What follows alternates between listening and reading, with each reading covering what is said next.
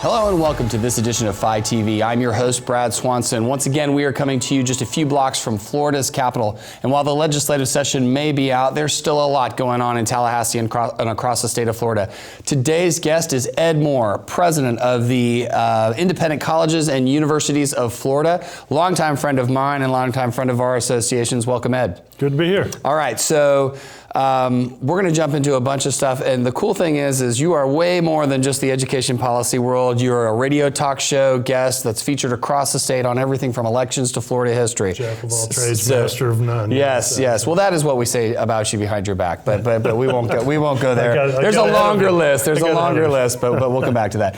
All right, so let's jump in first. Let's get your takes on Governor DeSantis. I mean, he's really just been a very different type of governor, and we've heard you talk about that on the radio. So let's start. What's been the biggest policy this governor has pushed? A wide range. Frankly, I think I would categorize him as a disruptor in the sense that he doesn't fit anybody's mold. He's certainly not who everyone assumed was going to be the governor by his behavior, the issues he's taken up. He has casts a big net. Wants to do a lot of different things and never stops moving, which is impressive. This dude is on the go, pedal to the metal all the time. Yeah, I mean, he's definitely kind of set an interesting tone where he'll sign bills or set new policy without press conferences and fanfare, and it just keeps moving. So what's been the single most definitive piece of policy that this governor has been involved with that will set the tone for Florida? Well, I think coming out of this legislature, there are a number of things that were very different, but the road package, I think, long-term impact on the state of Florida, that's the biggest thing. I know he worked closely with President Galvano on that, putting toll highways, but 3 major projects that are going to change the nature of a large open space in our state. Going to make it easier for people to get out of Florida if we have hurricanes or whatever. Right. If you live in Southwest Florida, you just can't go anywhere. Right. This will change all of that, and he was behind all of that. Yeah, I mean, we've heard, back to the old Department DCA days, the case for inland development, which, we have so much of our population stacked on the coast, and while we've got a beautiful and amazing agriculture economy that's thriving, the nature of Florida is changing from what it was 20, 30, 40 years ago. Well, I grew up down here, and I tell people when I give speeches, when I was a little kid, there were 3.5 million people in Florida, and it was the smallest southern state. The smallest. That's amazing. 3rd largest state in the country, and we're right at 22 million people right now. Right. That's a lot in one human's lifetime. Right. $1 trillion GDP, so says the Florida Chamber's scorecard, and we just continue to grow. 16th largest economy in the world if we were a country.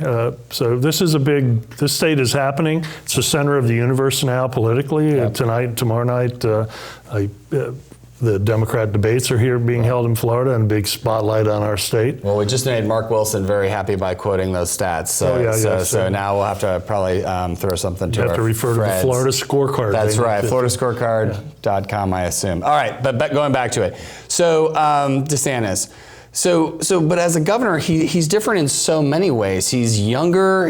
He's got a family. I mean, what has been the impact of this governor's kind of personal lifestyle on how he governs? I mean, how do you see that? It's very different. During the holidays, Christmas holidays last year, after he'd been elected, I was at an event that President Thrasher at FSU threw. And I'm standing there talking to the governor and his wife, Casey, and my wife and I were chatting with him. And as we walked away, it dawned on me, I'm old enough to be his dad. Okay, that's very different. That's that's a big sea change. Non-boomer governor in place. That Governor Scott was my age. I mean, you get used to that. This is a new generation. I mean, it's a new attitude. I think his approach to issues is going to be different. He has the Jeb Bush approach to policy of wanting to understand it all. Mm-hmm. I hear he's got a photographic memory and knows both the law and the policy way deeper than traditional governors. Yeah, he's deep in policy, and it's going to change how Tallahassee runs and in effect change how Florida runs. Yeah. It's been so interesting. Okay, so let's turn from the governor's mansion to let's turn it over to the legislature, and we'll start in the Senate, the upper chamber, and then we'll move over to the House. President Galvano. So now they're in their second half of their presidency, right? Yeah. What's next for President Galvano? I mean, the roads package was clearly his baby. Where do you see him going next, or did anything that he did in last year's session kind of will it be a harbinger for what's coming? Historically, President Galvano has been involved in education, higher education. He was involved in healthcare. If you look back over his career, back when he was in the House first and then earlier in the Senate, so he has a wide menu of policies. He hasn't really declared yet what he wants to spend this next year doing. Good Senate presidents rarely do. Right. They better to keep the cards very close to the vest. Right. But he's effective, and he understands the budget. Yeah. And he's got a real tiger in Chairman Bradley as the appropriations chair that pushing water, those kinds of initiatives that are new and expensive. Yeah. Well, at least it appeared to me, and kind of from what I heard, though, is Chairman Bradley and President Galvano were, in the best way I could describe it, egalitarian with what projects kind of made it into the budget, at least on their side. And it seemed kind of like everybody had a fresh start to kind of argue their case. Yeah, it's a little bit different budget process, particularly on the House side. On the House side, the chairman of each of the subject matter areas pretty much developed their budgets, and not a lot of amendments or discussion on them as they move through. Yeah. A lot of negotiations went on in conference committee this year, more so than I think normal. Yeah. But there's a lot remaining to be done. We're still growing over 900 people a day. Right. That is a state that's constantly demanding services, and because just of the size that we've become. Well, we just passed New York, right? So population-wise, but our budget is half as much as that state. Now that's a good thing in my humble opinion. Oh, yeah. But you do have a growing state with new budget demands, so it should be interesting just to watch how that matures into the second half of this cycle. Well, you mentioned the House, so let's go to Speaker Oliva. What do you think was his signature piece? There was so much happening over there that was uncharacteristic. There wasn't a single theme. It seemed like there were multiple themes. What were the ones that dominated? He was strong in the healthcare area. Certificate of Need passed. The governor signed it. Most of I mean, that's revolutionary for a policy step for a state. Huge in the healthcare field. Certificate of Need. I go way back to the days when we had the regional planning councils, and if they wanted to put any kind of equipment or machinery in, government had to approve it. We've gone now to the other end where it's going to be more market-driven and competitive-driven. It's a good thing, but unfortunately, much of his agenda is going to end up in the courts, and a lot of it being challenged. There's already suits filed about certificate of need and other things, so it remains to be seen. Both of them are going to have to wrestle, I would predict, get it done with the compact with the Seminole tribe on gambling.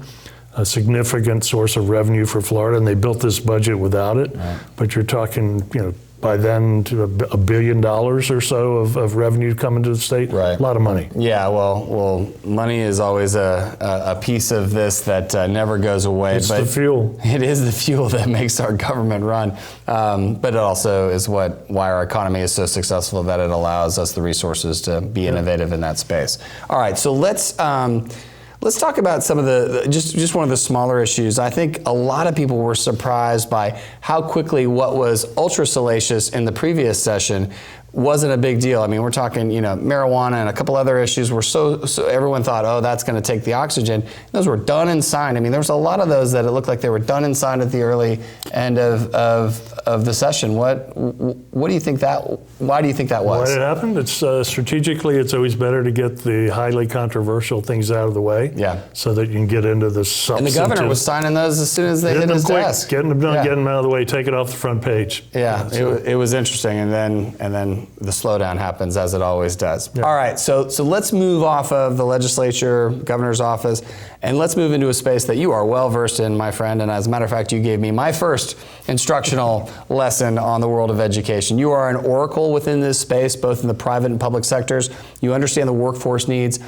Give us a little sense for where is Florida's education system from the top to the bottom, and are we competitive, and are we continuing to be on a path to be competitive? Constant change. We're getting better. This past session, the package that Senator Manny Diaz was the driver behind, with the new program, 18,000 students being able to voucher out. But it's been a slow process of doing that. You go way back to Jeb. This is the 20th anniversary of the grading schools and putting in those kinds of standards. Right. We're getting better. We've seen the high school graduation rate, for example, go from probably 68 or 9% back when Jeb became governor to the latest ones in the higher 80s. It's progress. It's huge progress. Yeah. I mean, I used to talk about that and go, 1 out of 5 entering 9th graders are a lifetime of failure and dependency because they don't finish high school. Right. We're not there anymore. We're getting much better at that. Yeah. We're getting better at using IT and online learning. On the higher ed end of the world, it's a huge growth area for us. And it's in the classroom as well, in the K-12 classroom. So. Yeah, I mean, that's great news for Florida and our competitiveness. I think in our last couple minutes that we're going to do here, I think I want to turn to kind of your depth in history, maybe for 30 seconds. We're in and around the month of July. Give us your taste of the top 2 or 3 great Florida historical tidbits on July. That happened in July? Civil Rights Act 1964 passed actually in July, and if you go back to that time frame, Florida was in the headlines nationally, particularly in St. Augustine. Federal troops going in, right. National Guard coming in. The bleach in the pool. In that guy, pool, right. Putting the muriatic acid in the pool. That was it. They had swim-ins, and Martin Luther King got arrested actually in St. Augustine. We've come a long way. Yeah. And we always have further to go, but that's a significant July event. And the second one for me would be in July, the first 2 guys to land on the moon. Oh, very good. 1969 from summer. Cape Canaveral. I had graduated from high school, and we used to run up and watch the launches, and the entire country was transfixed by this, and they just had a 2-hour special on the other night on that whole operation, and it just brought back so many memories. But you think about the scientific advancements that we've had since 1969 to now. Absolutely. Yeah, and we just landed Boeing's brand new space sector, Florida. And the private sector space travel. Florida continues to Lockheed, Northrop Grumman, Boeing, all in that Brevard County area. Great IT. We're going to need more tech and STEM students. More graduates coming out of the ICUF schools. I like it. That's right. All right. So on to ICUF, my friend. You are retiring from ICUF. You've served. How long have you been there? A little more than 16 years. And what's your favorite takeaway from your time serving those great colleges? The coolest thing for me, and I tell my presidents this all the time, occasionally I get asked to do a graduation speech, commencement address, and they get that all the time. When you're up here in this political world and you don't get that reinforcement, right. The best thing to me about education is watching people walk across the stage. More than half of our students are minorities, more than half are family incomes under $60,000. These are people that, and I think 48% are first time in college, first ones in their family in college. Seeing the smiles and the families and the whoop, whoop, whoop out in the audience. Right. It's so energizing to see people taking that next step up the ladder to move forward, all of which are going to help our Florida economy. About 2/3 of the degrees we offer are in critical needs areas for the state, and the others close to critical needs areas. Higher ed is important, and I hope the legislature takes a different look at higher education moving forward as an asset for our state and how to better engage higher ed where we go as an economy. Yeah, I mean, it's just been amazing the rooms you've been in when Florida's university system transformed from a research, kind of high and mighty to dynamic to serve the business community. Of course, the private colleges and universities, that's been your bread and butter. Yeah. And it was just neat for there to be that cross-learning between the two major sectors of education in our state. Good cooperation. It's there. Yeah. And we've got a new board being created by the legislature through Department of Economic Opportunity that's more workforce-oriented that we'll take part in.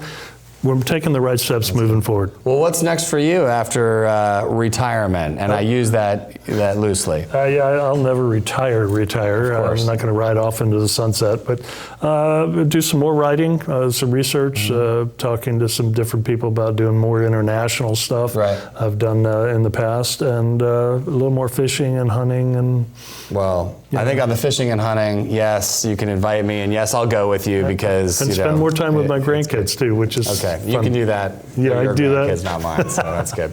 Well, Ed, thank you so much for coming on FiTV. We appreciate everything you've done for the state of Florida over the years. I appreciate your friendship, and we look forward to hearing from you and what your next super smart, super intelligent piece that comes out. Yeah. Thanks for coming on. Great to be here. That's all the time we have for today's episode of FiTV. Hit us up on our Facebook and Twitter feeds, and for now, thanks for tuning in.